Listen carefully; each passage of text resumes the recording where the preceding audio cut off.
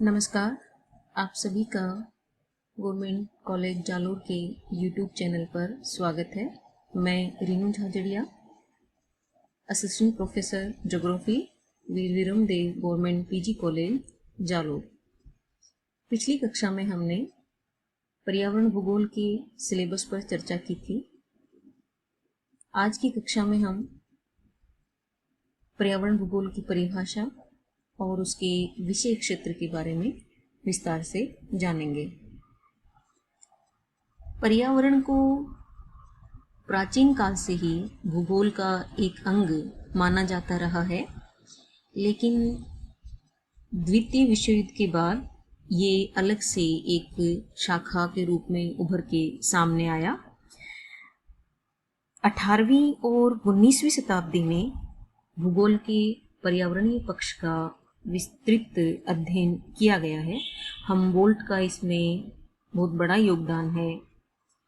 19वीं शताब्दी में एक पुस्तक आई थी, जीवों का भौगोलिक वितरण, जिसे वेलेस महोदय ने लिखा था।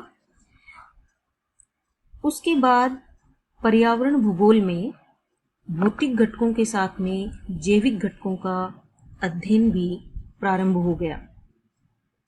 कार्ल लेटर महोदय ने भी पर्यावरण भूगोल में पृथ्वी तल को अपनी पुस्तक में ऐड किया।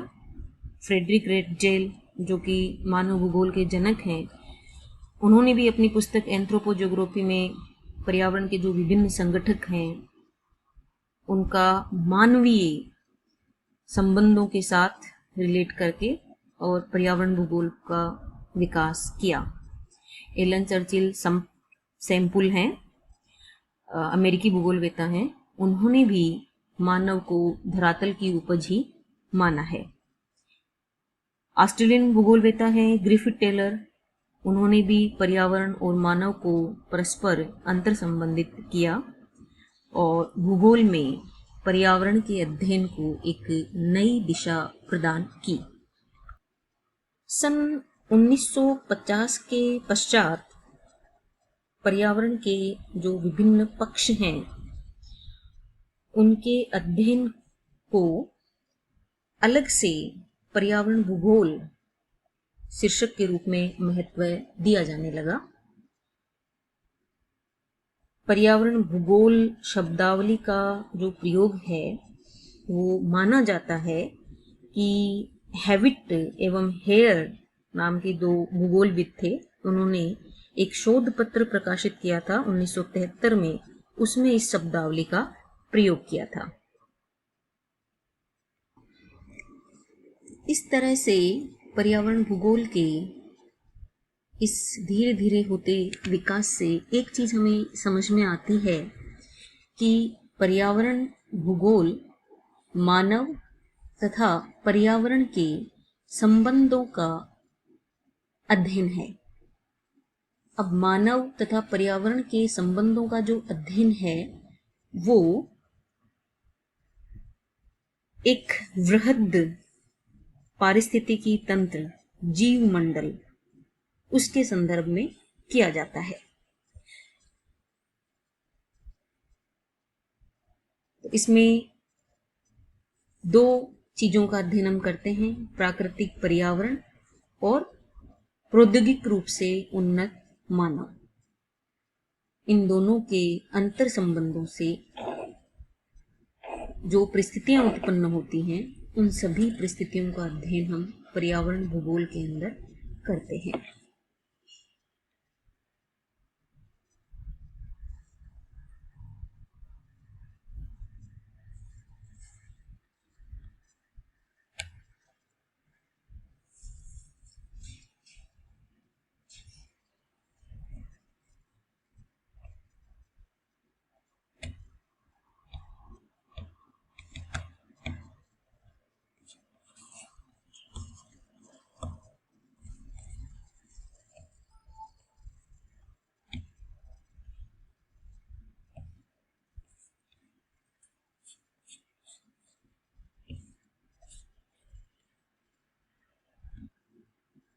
अर्थात पर्यावरण भूगोल भूगोल की वह शाखा है जिसमें पारिस्थितिक तंत्र के विभिन्न संघटकों की प्रकृति, कार्यों तथा उनकी परस्पर अंतर्निर्भरता आदि का स्थानिक वितरण के संदर्भ में अध्ययन किया जाता है। इस परिभाषा को हम कुछ छोटी छोटी परिभाषाओं के अंदर विभक्त करके, छोटे छोटे टुकड़ों में विभक्त करके आसानी से समझ सकते हैं। सबसे पहले सबसे साधारण शब्दों में पर्यावरण भूगोल मौलिक रूप में पर्यावरण का अध्ययन है। हमें पर्यावरण का अध्ययन करना है पर्यावरण भूगोल के अंतर्गत। अब पर्यावरण का अध्ययन हम करेंगे तो उसमें क्या पढ़ेंगे, क्या जानेंगे? मनुष्य तथा पर्यावरण के संगठकों के, मनुष्य तथा पर्यावरण के संगठकों के मध्य अंतर क्रियाओं का हम क्रमबद्ध अध्ययन करेंगे। हम सब जानते हैं पर्यावरण के संगठकों के बारे में, जानते हैं कि उसके संगठक क्या क्या हैं। मनुष्य उनके साथ लगातार इंटरेक्शन, अंतरक्रिया करता रहता है, तो इन्हीं का क्रमबद्ध अध्ययन हम पर्यावरण भूगोल के अंतर्गत करते हैं। नेक्स्ट चीज आती है कि अध्ययन करने के लिए हम यूनिट किसको चुने, इकाई किसको चुने? तो पर्यावरण भूगोल की इकाई होती है पारिस्थितिकी तंत्र। छोटे से छोटे इकोसिस्टम या पारिस्थितिक तंत्र से लेकर के बड़े से बड़ा पारिस्थितिक तंत्र हमारा जैव मंडल, इसका हम इकाई के रूप में अध्ययन कर सकते हैं। अर्थात पर्यावरण भूगोल कालिक समय के साथ तथा स्थानिक मापकों वाले पारिस्थितिक तंत्र का इकाई के रूप में अध्ययन करता है। पारिस्थितिकी तंत्र इकोसिस्टम के दोनों मापक होते हैं, कालिक और स्थानिक। अब इकोसिस्टम के किन चीजों का हमें अध्ययन करना है? पर्यावरण भूगोल इकोसिस्टम के संगठकों की विशेषताओं, उसकी क्रियाशीलता और उनकी परस्पर अंतरक्रियाओं का अध्ययन है। अब जो मनुष्य और पर्यावरण के संगठकों के बीच में जो अंतरक्रियाएं हो रही हैं, उससे कुछ पर्यावरणीय समस्याएं उत्पन्न हो जाती हैं, उनका अध्ययन भी हम पर्यावरण भूगोल में करते हैं। तो ये है पर्यावरण भूगोल की जो एक परिभाषा है, उसको हम इन खंडों के अंतर्गत आसानी से समझ सकते हैं। इस प्रकार से पर्यावरण भूगोल में संपूर्ण जीव मंडल का अध्ययन किया जाता है। जीव मंडल वृहद पारिस्थितिकी तंत्र है, जिसमें बहुत सारे परितंत्र के संगठक हैं, उनके मध्य परस्पर अंतरक्रियाएं, उनका मानव से संबंध, पर्यावरण पर प्रभावशीलता, इन सभी का अध्ययन हम पर्यावरण भूगोल में करते हैं। तो ये तो थी पर्यावरण भूगोल की परिभाषा और उसका सामान्य परिचय।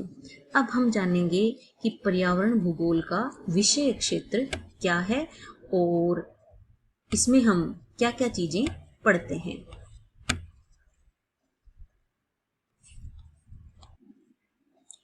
प्रारंभिक समय में पर्यावरण भूगोल का विषय क्षेत्र केवल प्राकृतिक संसाधनों के अध्ययन तक ही सीमित था, कि जो भी प्रकृति में संसाधन पाए जाते हैं उनको पर्यावरण भूगोल के अंतर्गत पढ़ना है, उनका अध्ययन करना है।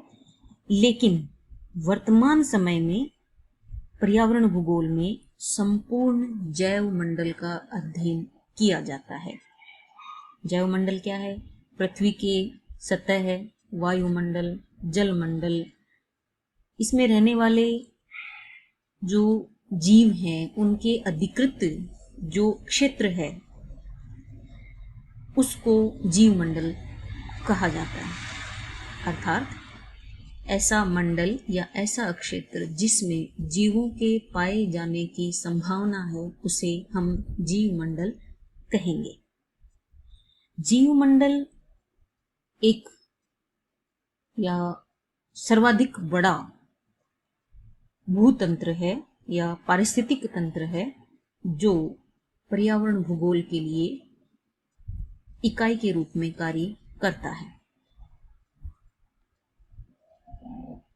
पर्यावरण भूगोल का मुख्य विषय ये है कि जैविक प्रक्रियाएं और मानव की रिस्पॉन्सिबिलिटी, जिम्मेदारियों तथा मानव पर्यावरण संबंधों, इनके माध्यम से विभिन्न स्तरों पर प्राकृतिक पर्यावरण के घटक और उनके संबंध को अलग अलग भी हम अध्ययन करें और उनका एक साथ भी अध्ययन करें। अर्थात पर्यावरण के जो घटक हैं उनका हम अलग से अध्ययन करें, मानव और पर्यावरण के जो संबंध हैं उनका हम अलग से अध्ययन करें,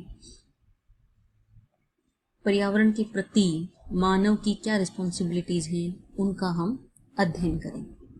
तो सबसे पहले चीज आती है अध्ययन की इकाई के रूप में पारिस्थितिकी तंत्र। ये विषय क्षेत्र है पर्यावरण भूगोल का।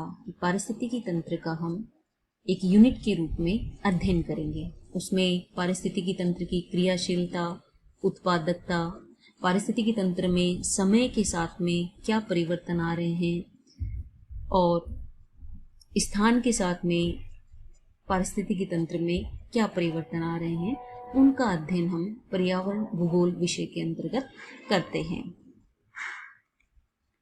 पारिस्थितिकी तंत्र की क्रियाशीलता और उसकी उत्पादकता में हम विभिन्न प्रकार के जो जैव भू रासायनिक चक्र हैं उनका अध्ययन करते हैं और उसमें ऊर्जा प्रवाह का अध्ययन करते हैं।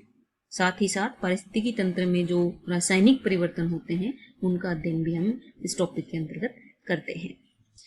तत्पश्चात जो कालिक और स्थानिक परिवर्तन हैं उनमें समय के साथ पौधों और जीव जंतुओं के वितरण में जो बदलाव आता है उनका अध्ययन हम पर्यावरण भूगोल में करते हैं। उनका विसरण एक स्थान से दूसरे स्थान पे,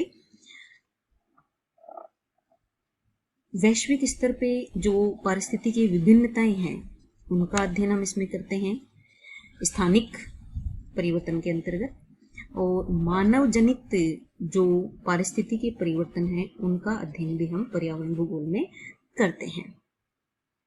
इसके साथ ही जो भौतिक पारिस्थितिकी परिवर्तन होते हैं उनका अध्ययन भी पर्यावरण भूगोल में किया जाता है, जिसमें पादपों और जीव जगत का उद्भव, उनका अनुक्रमण, विकास, विलोपन और चरम वनस्पति, क्लाइमेक्स जिसे कहा जाता है, इन सब का अध्ययन भी पर्यावरण भूगोल के अंतर्गत किया जाता है।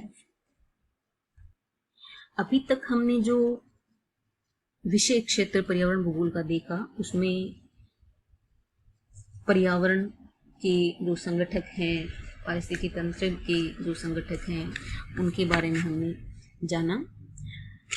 अब हम बढ़ते हैं पर्यावरण और मानव के अंतर संबंधों के परिणाम स्वरूप जो भौगोलिक पर्यावरण में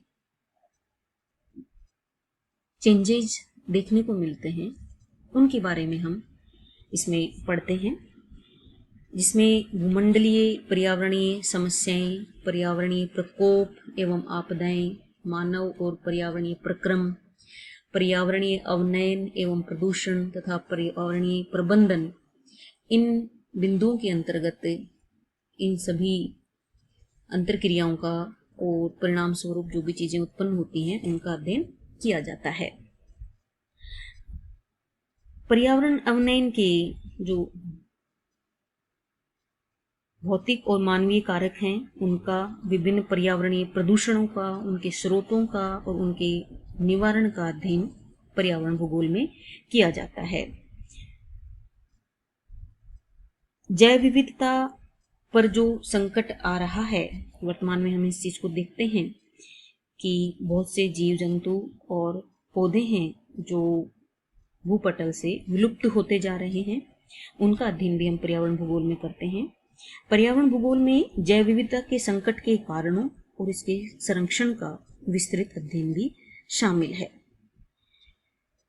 वर्तमान समय में जो वैश्विक पर्यावरणीय समस्याएं हमें देखने को मिल रही हैं, जैसे हरित गृह प्रभाव, विश्व तापमान में वृद्धि, जलवायु परिवर्तन, हिम का पिघलना, सागर तल में वृद्धि, स्थलीय और सागरीय पारिस्थितिक तंत्र में जो चेंजेज आ रहे हैं उनका, जल संकट, ऊर्जा संकट, जनसंख्या विस्फोट, इन सभी का अध्ययन हम पर्यावरण भूगोल में करते हैं। तेजी से बढ़